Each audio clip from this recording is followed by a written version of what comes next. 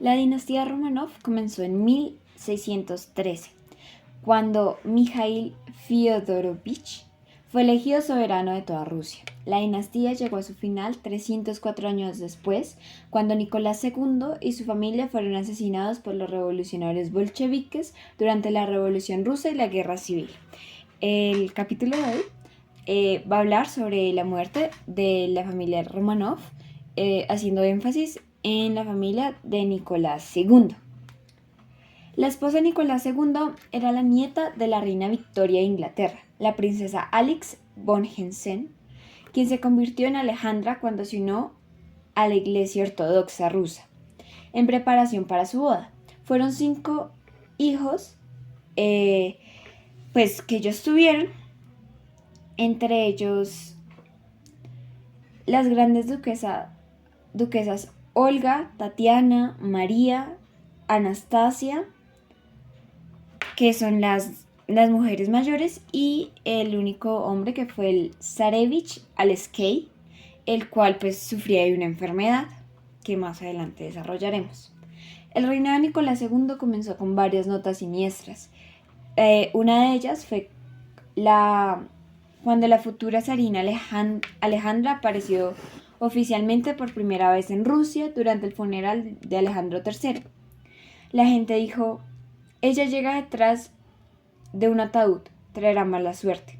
Una señal para marcar la coronación de un nuevo zar. Era tradición rusa ofrecer comida y bebida a la gente. Cuando Nicolás llegó al trono, cerca de 700,000 personas estuvieron reunidas en el campo de... Bueno, ahí supongo que les dejaré el nombre, para celebrarlo. Mas, sin embargo, ocurrió una estampida, la cual mató a 2,000 de sus asistentes. En este campo de tiempo hay que hablar de algo muy importante, que es sobre los bolcheviques, los cuales son impulsados por Lenin con una ideología marxista. Ellos formaron parte de la revolución y pues dio lugar al siguiente acontecimiento. Cuando, la familia se puso como a las ideas, y obviamente eran la monarquía, y el marxismo pues no quería la monarquía, exilió a la familia a Inglaterra, pero el gobierno no podía seguir haciéndole frente al crecimiento del poder de los bolcheviques. Para el invierno de 1917, los bolcheviques habían prevalecido sobre los mayores grupos revolucionarios y tenían bajo su control Moscú y San Petersburgo, los cuales eran pues las ciudades principales que existían en ese tiempo. Muy pronto establecieron su gobierno. Nicolás fue el último zar de Rusia. Fue destronado en el transcurso de la Revolución de Febrero de 1917, ocurrida en el marco de la Primera Guerra Mundial. Después de la Revolución de Octubre, los bolcheviques fusilaron a la familia imperial en Ekaterimburgo, Urales, en 1918. Tras el asesinato del exterminio de la familia imperial Romanov, todos aquellos que decidieron acompañarlos en su confinamiento, especialmente Eugene, Anna, Alexei, Trop e Iván, en este acontecimiento resultaron con la misma suerte. Esto aconteció, como le dije anteriormente, en la noche del 16 y 17 de julio de 1918.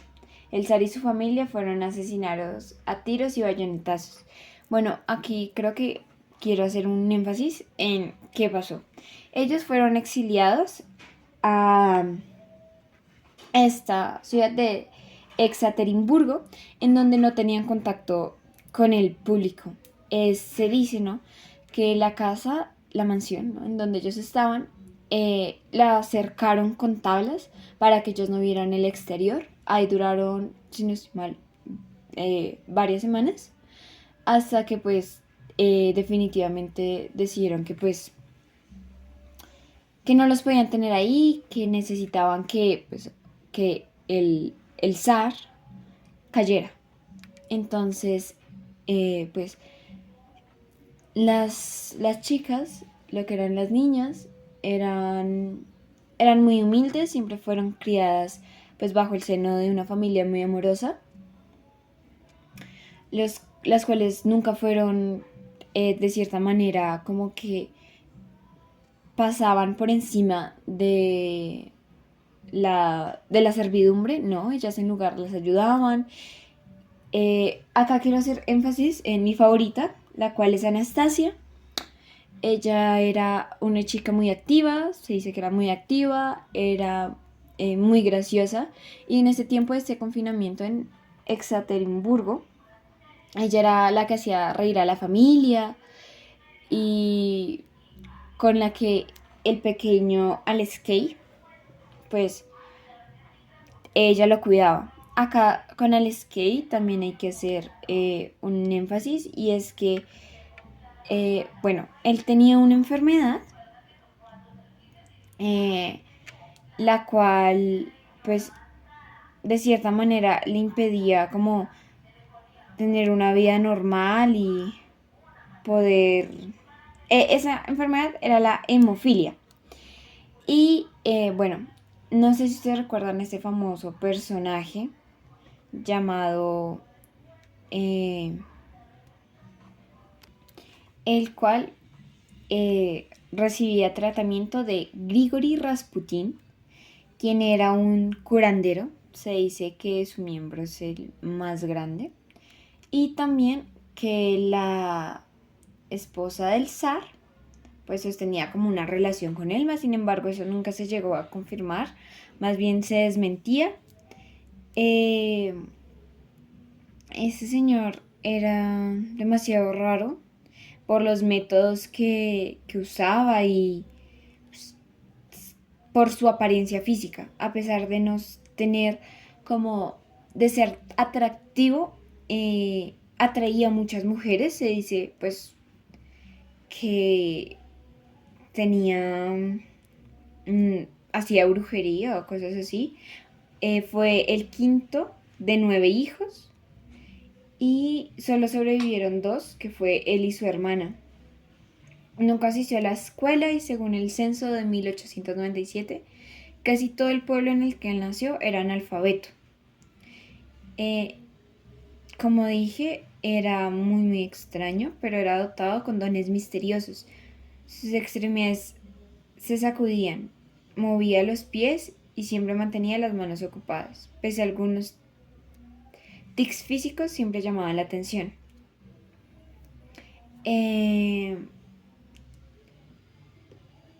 Lo poco que se sabe de la infancia de él fue dicho por su hija María, que según ella a los 14 años,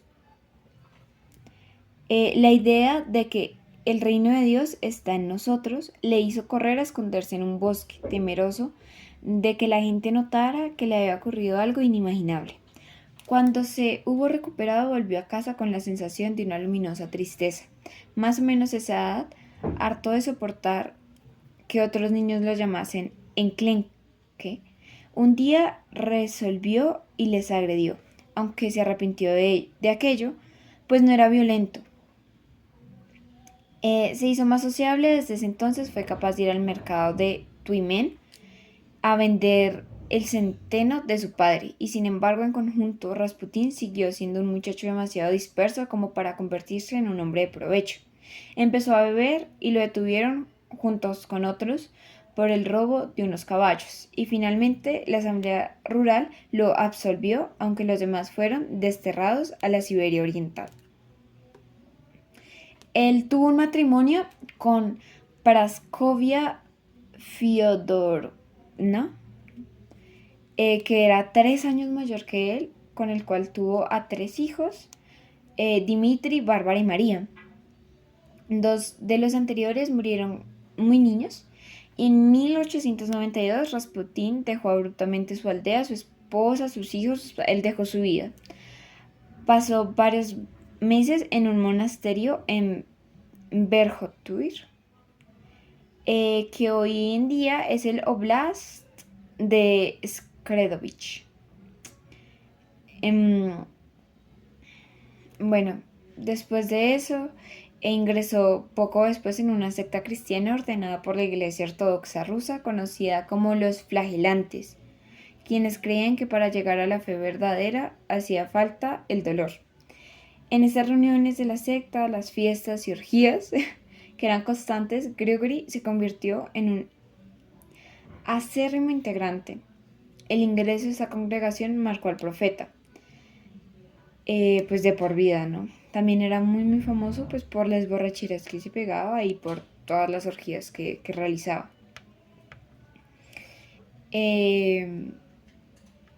Posteriormente llevó una vida de ermitaño hasta que conoció al hermano Macario, un iluminado que tuvo una fuerte influencia sobre Rasputín, pues llevó a Grigori a renunciar al beber y al comer carne. Cuando ingresó a la casa se había tornado un ferviente converso. Rasputín, bueno, acá viene como la conexión, ¿no?, que tuvo con los zares. Él conoció al zar Nicolás el 1 de noviembre de 1905 en el palacio de Peterhof. El zar anotó que el evento en su diario, en el que decía que él y la emperatriz Alejandra habían conocido a un hombre de Dios, Grigori, de la provincia de Tobolsk. Rasputín volvió a Pokrovsk. Supongo que les dejarán los nombres, de verdad, son muy peculiares, porque pues es ruso. Poco después de esta visita, no volvió a San Petersburgo hasta 1906. Y en su regreso le envió a Nicolás un telegrama solicitando regalarle un ícono de San Simeón de Verjotuir. Se encontró con Nicolás y Alejandra el 18 de julio y nuevamente en octubre, cuando conoció a sus hijos. Rasputín no solo se ganó el favor de la familia real, sino también una buena parte de la aristocracia se rindió a él. Esto se debió sobre todo por su carisma personal. En la medida de que el carisma pueda explicarse, el suyo era producto de los siguientes factores: una mirada muy fija y penetrante, era de pelo castaño con ojos azules muy claros, un verbo fácil y muy ambiguo, quien dijo que en sus frases nunca constaban de sujeto, verbo y predicado, sino que siempre faltaba algún elemento, que parecía un oráculo, un gran atractivo con las mujeres, basado además de su físico en su intuición, su conocimiento en las escrituras y en cierta tradición religiosa rusa que seguía las prácticas orgiásticas como camino a Dios. Finalmente, en la época, Rasputín era de romanticismo filoesclavo y el ruso de la profunda Siberia recriminaba a los nobles no muy emparentados con la aristocracia europea, sobre todo con la alemana: no tenéis una gota de sangre rusa. Sin embargo, fue muy atacado por aquellos cortesanos y nobles que se sintieron amenazados en sus intereses y propagaron rumores que sirvieron para alimento de los revolucionarios, enemigos del régimen zarista. El zar solo lo toleraba en la medida de que la zarina lo aceptara, aunque no había decisión del zar que no pasara por la supervisión de Rasputín. Durante la Primera Guerra Mundial fue acusado de ser un espía alemán e influir políticamente en la zarina, que era de ascendencia alemana. En sus nombramientos y ministeriales, cuando el zar estuvo ausente por la guerra, este hecho fue desastroso para la permanencia del régimen zarista.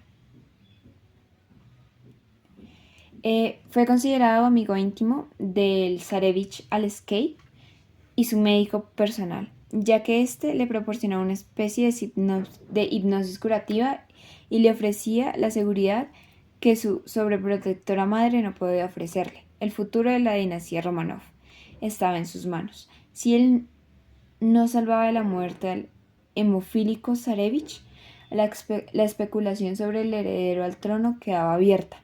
Gracias a esas aparentemente milagrosas curaciones, la zarina Alejandra confió ciegamente en el curandero, ya que las pruebas de sanación que le producía a su hijo eran inexplicables. Confió también en los vaticinios del monje sobre el destino de la Santa Rusia, la cual veía a Rasputín en sus visiones envuelta en una nube negra e inmersa en un profundo y doloroso mar de lágrimas. Ahora, ese señor juega como que un papel muy importante por eso mismo de que era pues el que mantenía vivo al futuro de Rusia. Más sin embargo, cuando fue considerado una influencia negativa, pues ya no lo quisieron más.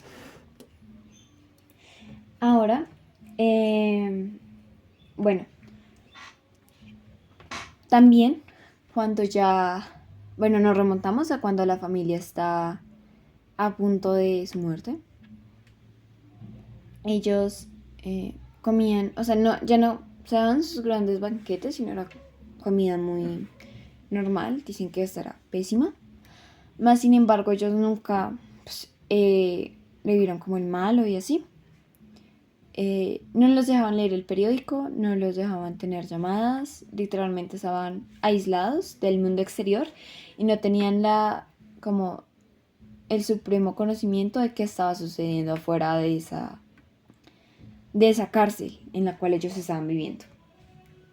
Cuando llegó el día de la muerte,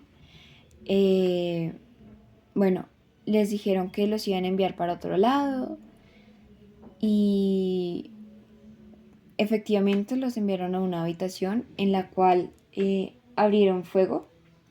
Más sin embargo, fue muy doloroso, ya que se dice que en primera instancia murió el zar Nicolás y cuando le disparaban a sus hijas y bueno, como tal a la familia, las balas no podían penetrar, puesto a que debajo de sus ropas llevaban pequeños diamantes, los cuales no hacían que las balas impregnaran en su cuerpo. Entonces no podían morir, más sin embargo estaban consternados porque pues, sus padres estaban muriendo y obviamente salían muy muy heridos.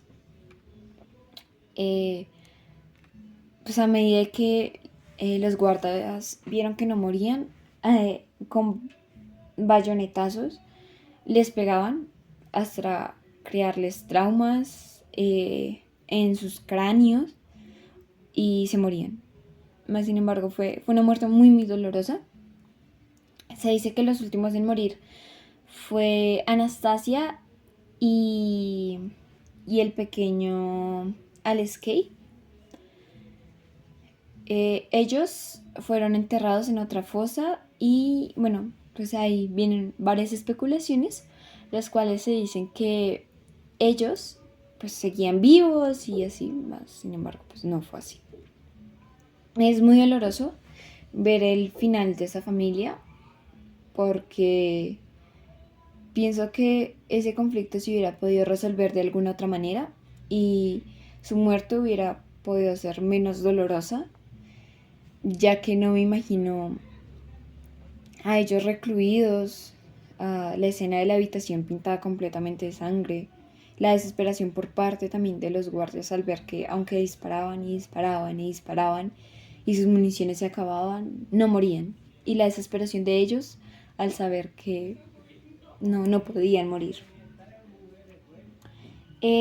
Algunos investigadores creen que la ejecución fue ordenada por Vladimir Lenin y Kalov Sherdov, también les voy a dejar el nombre, y Félix Dzerzhinsky. No sé, perdónenme si lo estoy pronunciando mal. Sus cuerpos fueron enviados al bosque Kropyaki, donde fueron desnudados y mutilados con granadas y ácidos, además de ser quemados. Inicialmente arrojados al pozo de una mina llamada Kamina Yama, los restos fueron posteriormente desechados a dos fosas excavadas en un campo llamado Porosibok Lok, y una investigación del Ejército Blanco no pudo encontrar la tumba, concluyendo que los restos de la familia imperial habían sido incinerados en la mina, ya que encontraron indicios de fuego. Su lugar de entierro fue descubierto en 1979, mas sin embargo se hizo público en 1981 por la Glasnost, que traduce como tal transparencia. Fue una etapa en la cual Rusia como que pues, salieron a la luz muchos secretos que, que se tenían guardados. Durante más de 8 años, los líderes soviéticos mantuvieron una red sistemática de desinformación sobre el destino de la familia. Desde afirmar en septiembre de 1919 que fueron asesinados por revolucionarios de izquierda, hasta negar rotundamente en abril de 1922 que estaban muertos.